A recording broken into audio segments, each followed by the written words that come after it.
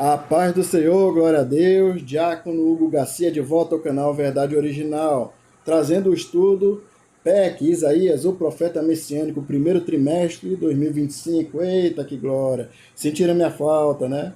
É isso aí, eu também senti a falta de vocês.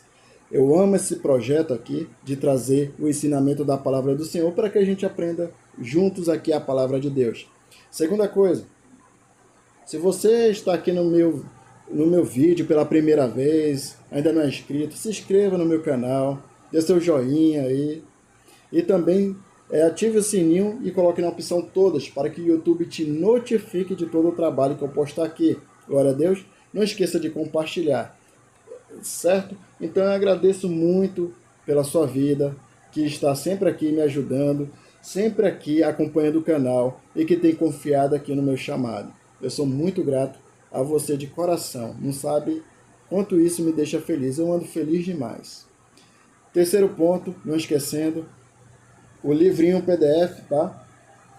Estou sempre colocando na descrição do vídeo. Então, se você ainda não acessou o material, pode ir lá no link e baixar. Completamente grátis. O estudo de hoje é o estudo 3, tá?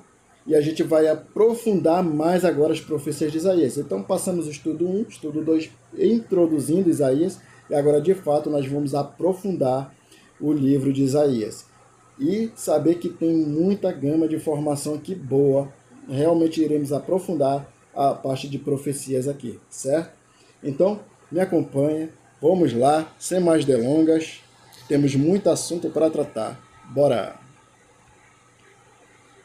Estudo 3, Isaías, capítulo 7 a 12, Emanuel, Deus conosco. Nesse período aí já é o reinado de Acais. Morre o rei Jotão, 16 anos de reinado, e assume agora Acais, seu filho, que felizmente foi um rei ímpio. Nós iremos ver a história dele aqui. Então a profecia de Isaías, nesse período difícil do reinado de Acais, se cabe a Jesus, o futuro que viria. Então vamos lá. Texto áureo. Porque um menino nos nasceu, um filho se nos deu, o governo está sobre seus ombros e o seu nome será Maravilhoso, Conselheiro, Deus Forte, Pai da Eternidade, Príncipe da Paz. Isaías capítulo 9, versículo 6. Então a gente vê que realmente tem a referência a Jesus. Foi uma profecia que já se cumpriu e hoje o Senhor está aqui conosco. E a verdade prática vai trazer justamente isso. Emanuel, Deus conosco, se cumpre diariamente na vida de cada um de nós e da igreja, pois aquele que nasceu entre os homens permanece conosco. Deus está conosco. Você já o recebeu? Para que o Senhor, por intermédio do Espírito Santo de Deus, habite em você e em nós, né, em todos nós. Para que Jesus faça justamente essa ligação do cristão na videira verdadeira, que é o quê? Jesus, certo? Leitura bíblica para estudo, Isaías capítulo 7, versículo 10 ao 16, capítulo 9, versículo 1 ao 7. Então nós vamos fazer essa leitura agora. Vamos para a nossa leitura então. Primeiro Isaías 7, do versículo 10 ao 16. E continuou o Senhor a falar com Acais, dizendo: Pede para ti ao Senhor teu Deus um sinal. Pede-o, ou embaixo nas profundezas, ou em cima nas alturas. Acais, porém, disse: Não pedirei e nem tentarei ao Senhor. Então ele disse: Ouve agora, ó casa de Davi, pouco vos é afadigardes os homens, senão que ainda afadigareis também ao meu Deus? Portanto, o mesmo Senhor vos dará um sinal. Eis que uma virgem conceberá e dará à luz um filho, e será o seu nome Emanuel. Manteiga e mel comerá até que ele saiba rejeitar o mal e escolher o bem.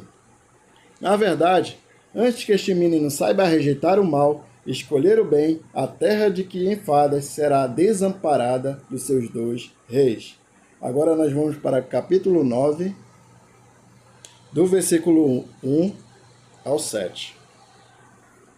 Mas a terra que foi angustiada não será entenebrecida. Ele envileceu nos primeiros tempos a terra de Zebulon e a terra de Naphtali, mas nos últimos a enobreceu, junto ao caminho no mar, além do Jordão, a Galiléia dos gentios. O povo que andava em trevas viu uma grande luz, e sobre os que habitavam na região da sombra de morte resplandeceu a luz. Tu multiplicaste este povo, e a alegria lhe aumentaste. Todos se alegrarão perante ti, como se alegram na ceifa, e como exultam quando se repartem os despojos. Porque tu quebraste o jugo que pesavas sobre ele, a vara que lhe feria os ombros, e o cetro do seu opressor, como no dia dos midianitas. Porque toda a armadura daquele que pelejava com ruído, e as vestes que rolavam no sangue, serão queimadas, servirão de pasto ao fogo. Porque um menino nos nasceu, um filho se nos deu, e o principado está sobre seus ombros, e o seu nome será Maravilhoso, Conselheiro, Deus Forte, Pai da Eternidade, Príncipe da Paz. Do incremento deste principado e da paz não haverá fim sobre o trono de Davi e no seu reino, para o firmar e fortificar em juízo e em justiça. Desde agora e para sempre, o zelo do Senhor dos Exércitos fará isso. Olha só, aqui está dizendo, né, que o trono dele aqui, o reino dele, irá se fortificar em juízo e desde agora e para sempre. Então é um reinado eterno. Estamos tratando de um reinado eterno. O reinado de Messias é eterno. E, então não é um rei humano humanizado aqui, não. Tá? Ele dará um reinado eterno. E nós vamos entender isso. Então, essa aqui foi a nossa leitura e vamos retornar para lá. Retornando aqui, então, vamos iniciar aqui a nossa lição. Então, pessoal, antes de começarmos aqui nesse ponto 1,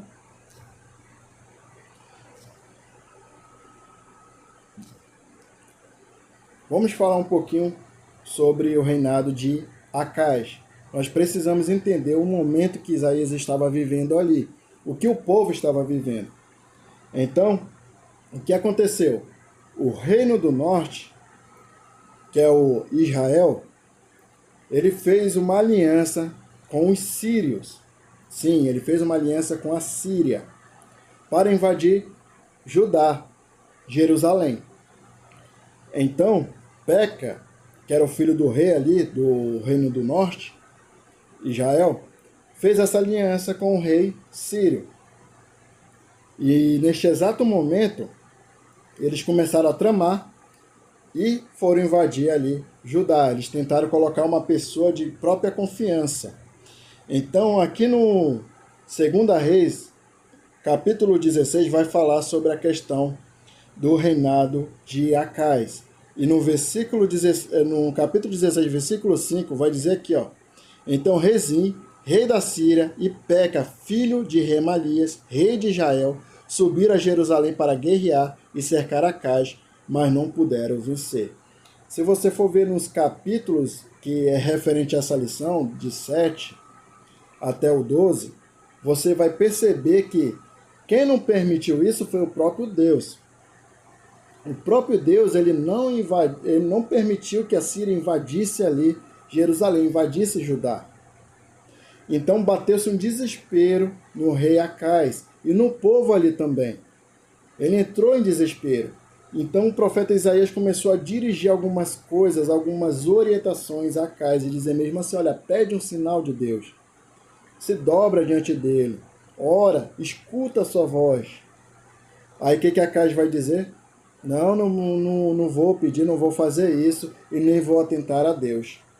Quer dizer, ele rejeitou os conselhos que Deus daria a ele, porque o próprio Deus estava revelando a ele por intermédio de Isaías, mas ele não quis escutar. E devido a isso ele começou a tomar séries de decisões erradas. E uma decisão super errada que ele tomou foi fazer também uma aliança com uma nação estranha.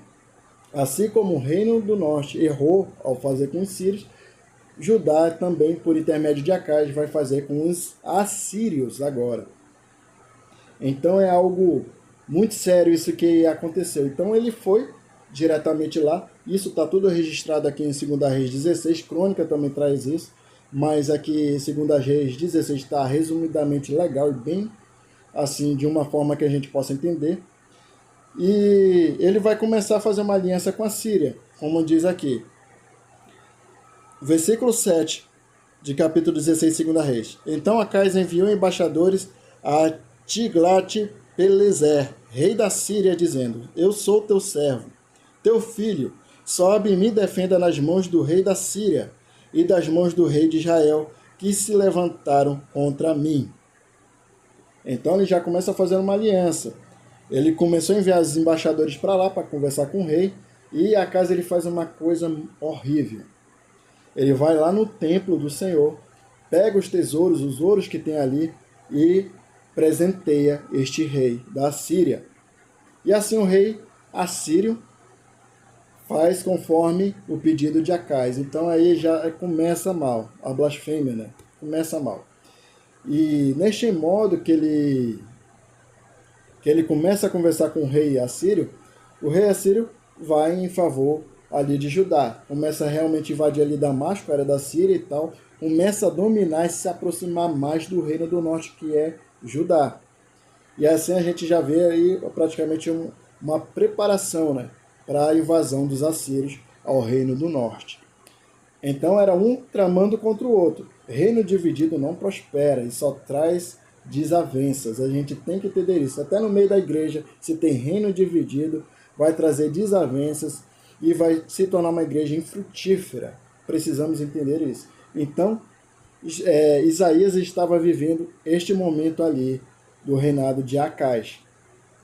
E devido a isso, causou uma ira tão grande na vida em Deus, que ele vai começar a dizer mesmo assim: agora não dá.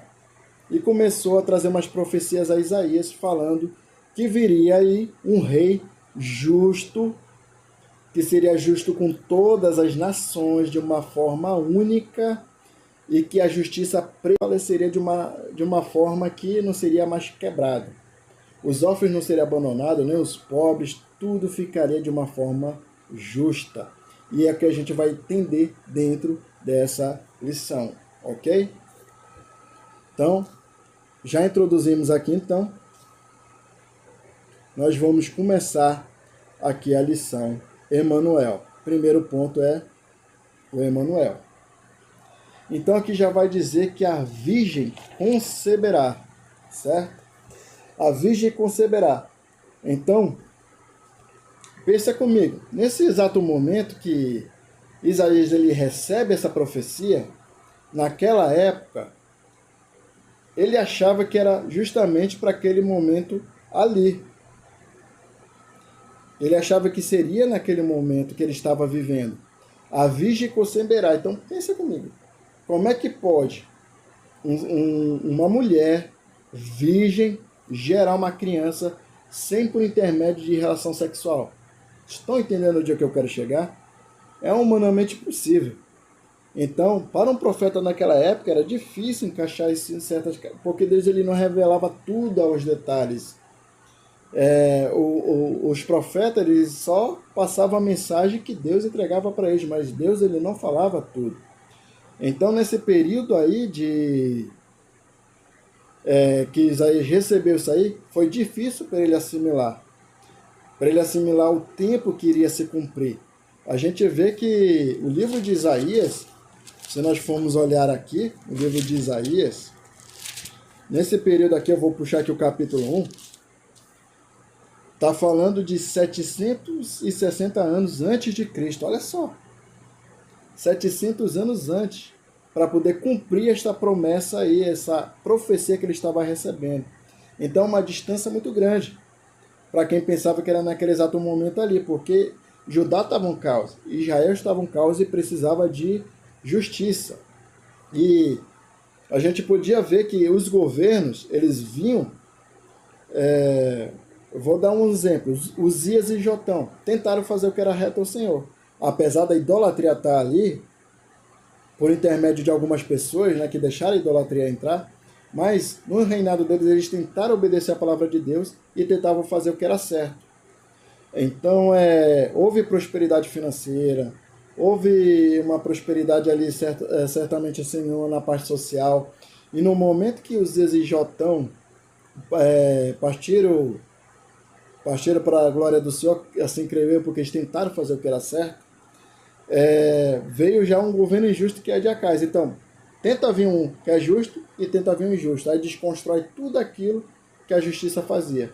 Então, passava-se por uma crise. Então, aquilo que estava sendo ainda levantado, que estava melhorando, tudo era destruído e voltava aí as velhas práticas pecaminosas. Então, isso acontecia muito. Até nos dias de hoje, isso é comum. Então, Deus começou a profetizar através de Isaías que viria aí um rei totalmente justo e que viria com um reinado eterno. Então, a virgem conceberá. E onde é que a gente vai ver o cumprimento dessa profecia? Em Mateus capítulo 1. Mateus capítulo 1, todos os 4 evangelhos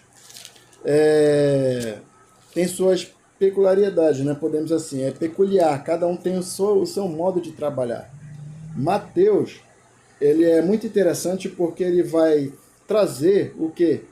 As profecias de Isaías, vai comprovar o acontecimento da profecia de Isaías. Então a gente vai ver aqui nesse ponto 1, um cumprimento lá em Mateus capítulo 1, do versículo 21. Olha só. E dará ela à luz um filho, e chamarás o seu nome Jesus, porque ele salvará o seu povo de seus pecados. Esse aí era o verdadeiro objetivo de Jesus. Tudo isso aconteceu para que se cumprisse o que foi dito pelo Senhor, por meio do profeta que disse: Eis que uma vez conceberá e dará luz a um filho, e ele será chamado pelo nome de Emanuel, que traduzido é Deus conosco. Esse período de Mateus, ele está relatando um sonho de um anjo, propriamente Gabriel, que chegou para a esposa de Maria, José, que até então não acreditava de que Maria estava sendo realmente ali agraciada pelo Espírito Santo, estando grávida, sem um relacionamento sexual. Isso não encaixa na cabeça do ser humano. É por isso que os judeus eles não reconheceram o messianismo de Jesus, porque eles acreditariam que o Messias verdadeiramente era um líder político forte, Deus, e que geralmente ele não se faz de uma forma humana, ainda mais assim de forma humilde que nem Jesus. Filho de carpinteiro, não tinha uma beleza que agradasse, não tinha nada assim que agradasse, e se dizia que era rei ali dos judeus, né? Na verdade, as pessoas enxergavam ele como rei dos judeus, porque ele estava trazendo ali um reinado de paz, de reconciliação com o homem. E então isso não se encaixava na cabeça deles lá, porque como é que pode? Um ser humano nasce aqui, diz que veio de uma virgem, diz que é maior que Abraão, diz que era antes de Abraão, mas está aqui conosco aqui na sua forma humana. Sangra, chora, come, toma água com a gente, é que nem a gente, e diz que é aí rei dos judeus. Então era muito difícil isso até mesmo na época de Isaías. Então a gente vai ver isso. Nesse ponto 2 aqui, dará luz a um filho, né, que é Emanuel, Deus conosco. Aqui na lição ela vai dizer que a profecia revela a intervenção do Senhor no mundo com seu reino messiânico.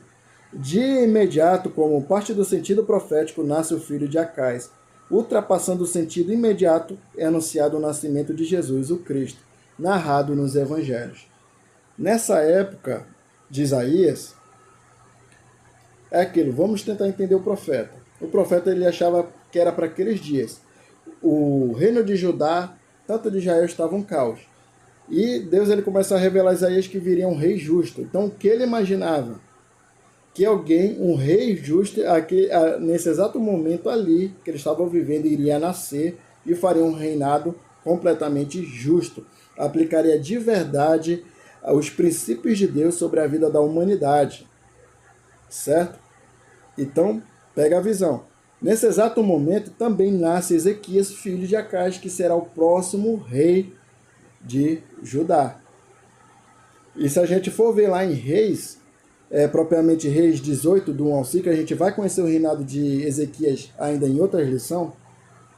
Ele foi um rei completamente justo, que também a palavra de Deus vai dizer que não houve um rei igual em Judá.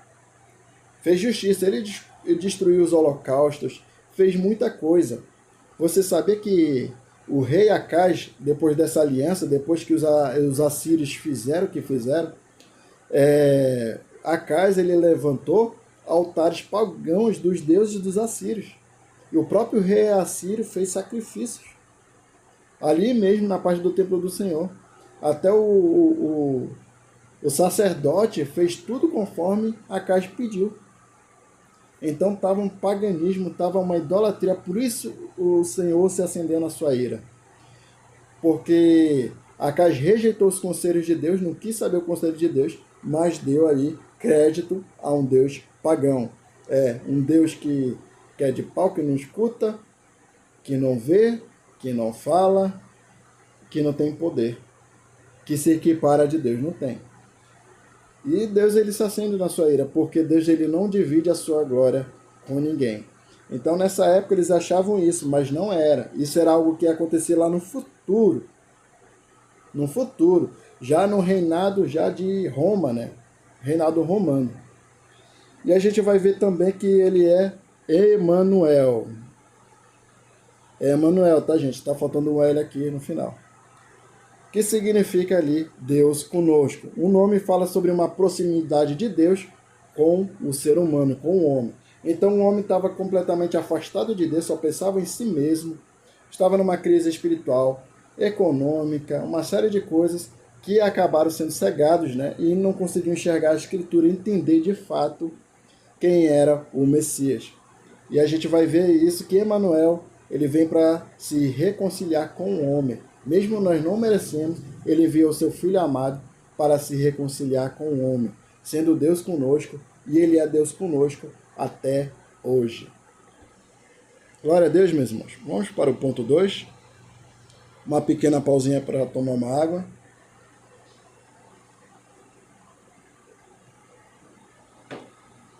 Então vamos lá. Um menino nos nasceu. Segundo ponto. Um filho se nos deu.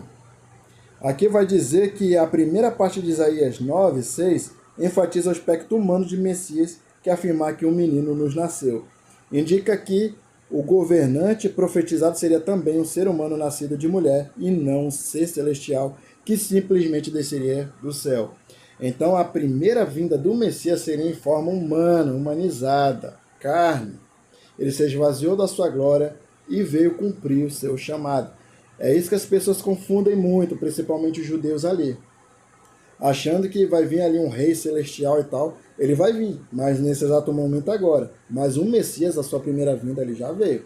Enquanto eles estão esperando, no reinado de Roma, se cumpre essa profecia de Isaías. Ele já veio, é um fato. E aqui, o governo está sobre seus ombros. Vai dizer que a segunda parte do versículo destaca a autoridade e o papel do Messias como governante. Esse trecho evoca a imagem de um líder que carrega a responsabilidade de governar com justiça, sabedoria e poder.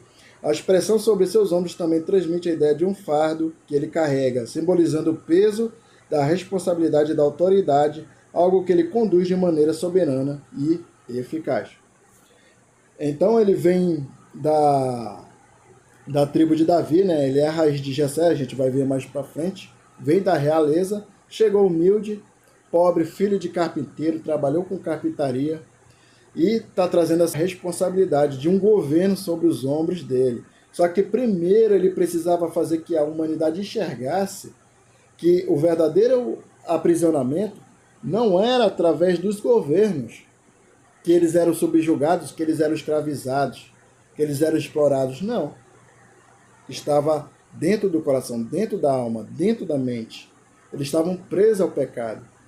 Eles estavam presos em tradicionalismos que não o aproximava do verdadeiro Messias, do verdadeiro Jesus. Então eles queriam que o pessoal tivesse paz de espírito, liberdade de dizer eu sou livre em qualquer circunstância da minha vida, para que quando Jesus viesse aplicar o reinado eterno aqui na terra, nós já estivéssemos preparados. Então é isso. É isso que praticamente a gente precisa compreender. A gente precisa reconhecer o messianismo de Jesus, aceitá-lo e aceitar o governo dele, estar debaixo da bênção dele, para poder nós sermos participantes da promessa que ele nos entrega. E aqui ele vai dizer, o seu nome será. Aqui vai dizer que maravilhoso conselheiro. Então, a gente vai ver que ele tem 4 tipos de qualidades aqui. Maravilhoso conselheiro. Vai dizer que ele é maravilhoso em sua própria essência, transcendendo sabedoria humana. Então, não existe nenhuma sabedoria que ultrapasse a sabedoria de Jesus. Não existe isso. Então, ele é um maravilhoso conselheiro. Ele sabe o que é melhor, o melhor caminho para as nossas vidas. Cabe a nós ouvir. Vai dizer que ele é um Deus forte. Esse título fala da divindade. Ele é um Deus forte, todo-poderoso, onipotente. Não existe ninguém que se equipara que se compara aí ao seu poder. Não existe isso. Outra coisa que vai dizer que ele é o quê? O Pai da eternidade. Então ele é eterno, ele trabalha com as coisas eternas. Ele vem de um reino eterno, revela o caráter o quê? Paternal dos Messias em sua relação com o tempo. Reflete a sua imortalidade e seu domínio eterno. Olha só, isso é muito interessante. Então ele vem em forma humana, mas no momento que ele morre, renasce, né? Ele vai ressuscitar em um corpo glorificado e aquilo que realmente era perecível começa agora a contar o tempo para que tudo aqui passe e venha o seu governo eterno e justo. Então preste bem atenção nisso. Glória a Deus até aqui. Vamos para o 3. O tronco, um rebento, um renovo. O tronco de Jessé. Então esse renovo, esse tronco aqui já está dizendo que ele veio dessas raízes de Jessé. Jessé foi pai de Davi. Por isso que alguns dizem que ele é Jesus, filho de Davi. Por quê? Porque ele veio da tribo de Davi, algo lá atrás. Só que na sua forma humanizada, naquele período ali que ele estava em forma humanizada, mas ele já era antes disso. Em João capítulo 1, versículo 1, vai dizer que ele era o Verbo, e o Verbo já estava com Deus, e o Verbo era Deus, estava desde o princípio da humanidade, desde a criação do homem, desde a criação do mundo. Jesus ele já existia. Ele só veio na sua forma humanizada para tentar ali se conectar com o homem novamente. Então ele veio por intermédio das raízes de Jessé, de Davi. Mas ele já era Deus. Antes de tudo isso, ele já era Deus, certo? E ele será dotado com os dons de Espírito. Ele terá sabedoria, entendimento, conselho, fortaleza, conhecimento, temor a Deus. Esses atributos destacam o caráter justo e piedoso do governo messiânico. Me diz um rei aí humano que tem essas qualidades. Eu não conheço ninguém. Você conhece? Eu não conheço. Por mais que a pessoa tente ser justo, mas ninguém chega aí a 100% de perfeição como Jesus. Então, falando do tronco de Jessé, ele veio com justiça e equidade. Aqui vai dizer que o texto realça que esse rei não será influenciado pelas aparências ou pelo que os outros dizem, mas julgará de acordo com a verdade e justiça. Ele defenderá os pobres e os mansos em uma inversão das injustiças comuns na época. A vara de sua boca e o sopro de seus lábios indicam que sua palavra será poderosa e eficaz, trazendo julgamento para os ímpios e proteção para os justos. Então não vai ter injustiça nem de um lado nem de outro. Ele vai ser justo de uma forma íntegra, integral mesmo. Ninguém vai poder ter desculpa, não vai, porque ele é justo. Ele não trabalha com mentira, com injustiça, com inverdades. Nele não há erros. Então ele vai ter essa justiça. Ai daqueles que têm leis injustas, do que escreve leis, né, de opressão, que oprime o pobre, o rico, que massacra todos os governos até os dias de hoje, até a vinda do Messias, na sua segunda vida, já no corpo glorificado para aplicar aqui o reino milenar. Quando vier o juízo final, todos eles serão julgados e com justiça, porque ninguém vai escapar da mão potente de Deus. E assim, também, para terminar, paz e conhecimento plenos. Paz e conhecimento plenos. Vamos ver o que diz aqui na nossa lição. A liderança desse rei trará reconciliação e renovação tão abrangente que até mesmo a natureza será transformada. Aqui já está falando do reino milenar. O governo messiânico não será apenas para Israel, mas terá alcance global, trazendo todas as nações para o conhecimento e adoração. Então, isso já no final da grande tribulação, que nós iremos tratar ainda dessa questão, grande tribulação, que já está praticamente às portas, né? Batalha de Armagedon, escatologia, estou falando de escatologia. Deus ele vai vir para aplicar o reino milenar aqui na terra. E quando ele aplicar o reino milenar, quando ele vier para governar aqui na terra, nos 1000 anos, a natureza ela entrará em harmonia, assim como foi lá na época de Adão, antes do pecado. Então vai ter harmonia entre os animais, entre os seres humanos, não vai ter mais injustiça, nada disso. Nós entraremos em plena harmonia nesses 1000 anos do reino milenar aqui com Jesus. Então não vai ter predadores, nada disso, vai ser pura perfeição plena e harmonia. Lógico que não dá para tratar tudo aqui do reino messiânico na sua questão milenar, mas é isso que vai acontecer, certo? E essa justiça não só se caberá, esse reino de justiça, não vai só ser no reino de Israel, não. Vai ser para toda a humanidade, todos os justos, todos aqueles que aceitaram Jesus, todos aqueles que estão com Jesus. Os gentios, todos os gentios são os estrangeiros como nós, que não somos herdeiros da promessa como Israel. Mas ele liberou sua promessa sobre as nossas vidas também para aqueles que estão com ele. Então esta é a visão de esperança, tem sido a fonte de consolo para as nossas vidas, para suportar os processos aí que nós passamos, né, nos momentos difíceis. Então, tudo fica difícil para justamente virar tudo um caos, né? Ver que realmente tudo aqui é perecível, que não se espera nada daqui, porém, se espera tudo de Deus. E quando Jesus ele vier para aplicar o seu reino, a sua justiça, não haverá morte, nem pranto, nem dor, nada disso. Tudo vai ser passado. E será um governo completamente justo. Então, não era para a época de Isaías. Se cumpriu. No momento, 700 anos depois, ele veio ali num reino de Roma, como um Deus encarnado em um homem. Morreu e ressuscitou, e agora ele retornará como um rei celestial. É assim que vai funcionar.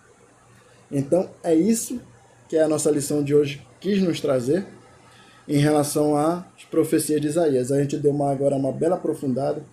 Quem dera se eu pudesse fazer como uma hora de vídeo para falar mais ainda do reino de Acais e tudo isso, mas o básico daqui é bem aprofundado, para que todos nós venhamos entender. Então, aplicação pessoal, Deus está conosco, viva com confiança na salvação e paz que Deus oferece. Viva com esperança e reflita a justiça de Cristo em suas ações. Olha só, hein? Deus está conosco.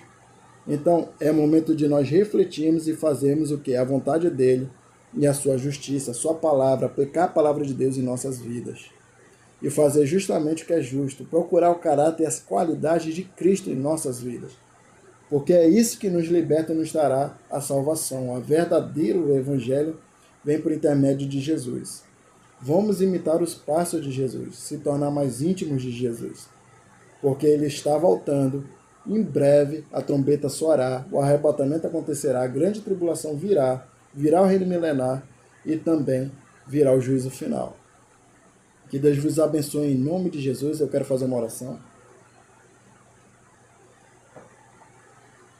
Deus amado e querido, meu Pai, em nome de Jesus, estamos aqui diante da Tua presença. Eu te agradeço por esse momento, meu Pai, de ensino, de estudo da palavra.